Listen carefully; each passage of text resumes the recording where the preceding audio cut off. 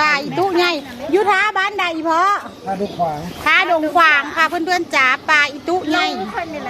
โอ้ลุงคนเจ๊กิ้งเนาะขนาดป้าสดเลยอ่อนซ้อนปลาอีตุขึ้นตลาดบ้านดอนหงเด้อพ่อใหญ่เพิ่นใดค่ะทุกคนจ๋าเราหมานขนาดเยี่ยมเอาสั่งมึงดูจักกิโลปลา4 ตัวใหญ่2 ตัวเนาะ11 กิโลค่ะทุกคนจ๋า11 กิโลจะกิ้งโจมได้ยังบ่ผู้สาวกระโดดซื้อได้ทางใดเปิดถังสดเจ๊กิ้งไว้มกขายบอกป้าตัวสินค้าปลาสดเจ๊กิ้งตลาดสดดอนหงเด้อพี่น้องป้องปายสดค่ะ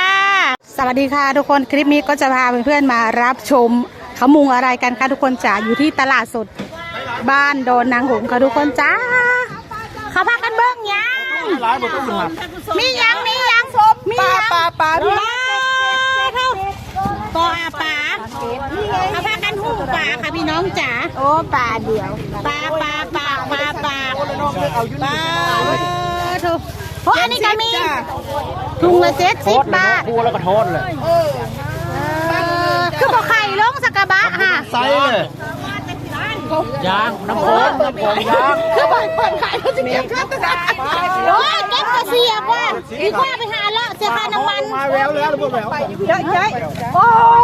ไปต่อมาพอพางกำลังมาเอาสินค้าเขากำลังถ่ายปลาค่ะ